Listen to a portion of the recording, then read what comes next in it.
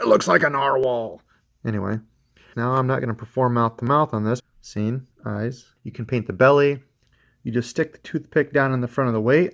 What is happening, fishing friends? Welcome to another episode. My name is Devin from Debo's Fishing, coming to you today on behalf of Cast King and BassResource.com. I'm coming to you today to talk about soft body swim baits. Now, I've got 7 hacks that I know will make you a better soft swim bait fisherman, because when it comes to fishing, the little things that you can do to be different than the next guy will allow you to catch more fish. So I've got 7 hacks that I'll share with you here in 7 minutes. So let's go. Tip number 1 is reviving your soft plastics. Now, I'm not going to perform mouth to mouth on this, but what I mean is you bring it out of the bag after it's been sitting a while. It's all kinked like this. You see it with your flukes a lot.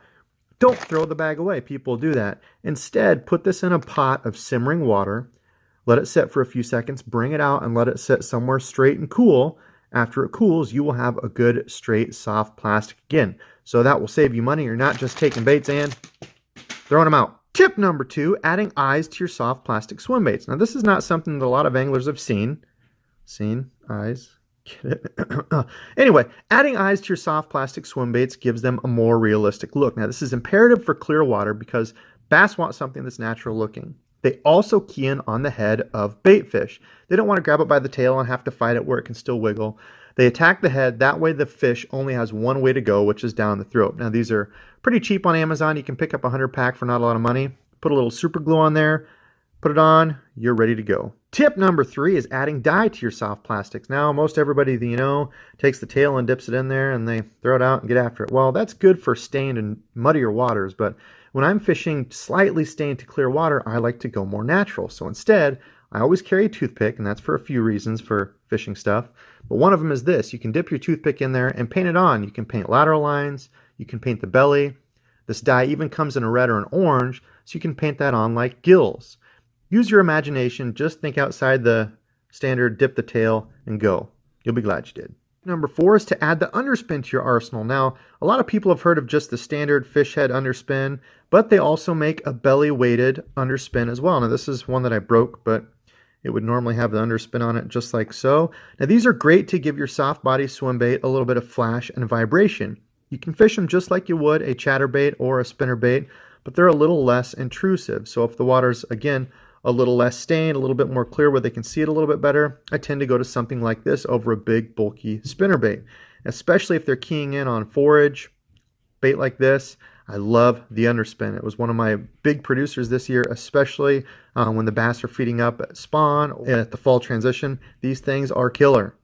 Tip number 5, when you fish the soft body swim bait on a belly-weighted hook, the hookup ratio is not always the best. Now, first off, whenever you rig them on these, you want to make sure you rig them completely straight. The hook needs to come out the back straight.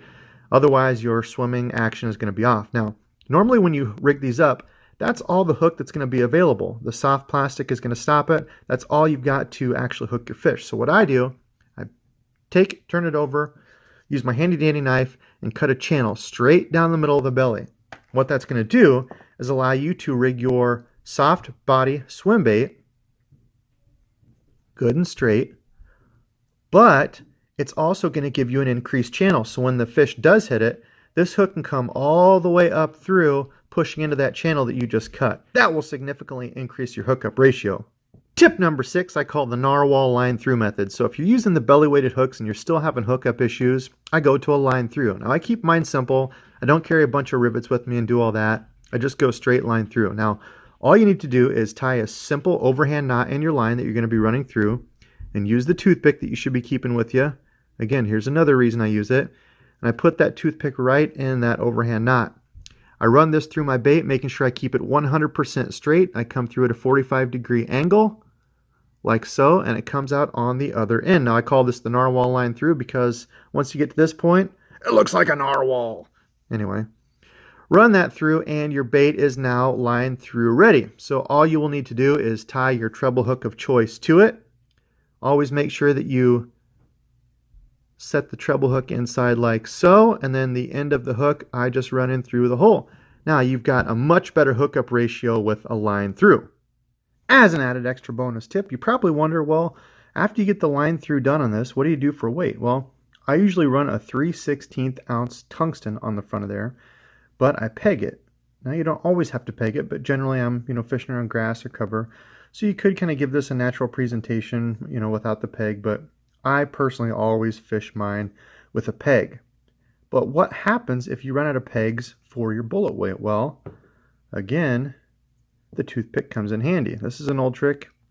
You just stick the toothpick down in the front of the weight, break off the nose of the toothpick, and voila, you now have a pegged weight. I'm not even going to charge you for that tip. Do not throw away your damaged swim baits. Now, with the line through or with the screw in the front, it can kind of tear up the head of the bait, but if that gets all tore up and it's not staying on, don't throw these away. Simply take your cutting tool of choice, remove the head that's damaged, and these make killer swim jig or chatterbait trailers.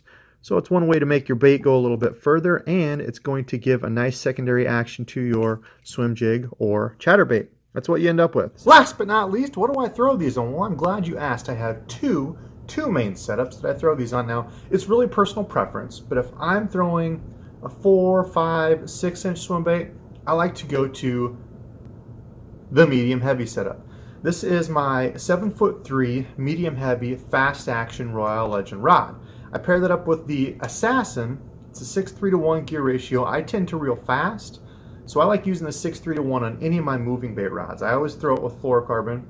With the bigger, heavier baits, I like to go with a little bit stiffer rod. Now, if I'm throwing something smaller, a little 3-inch bait, I go to a medium power rod. This is a medium power fast action. This is the Assassin. This currently just has the White Max on it, but you can switch your reels out.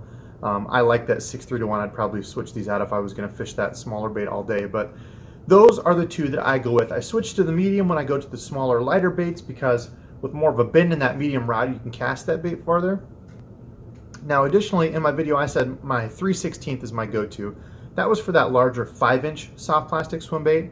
If you're fishing something smaller or you wanted to cast just a little bit farther, you can always go with the heavier weight. You can play around with that. There's no right or wrong way to do it.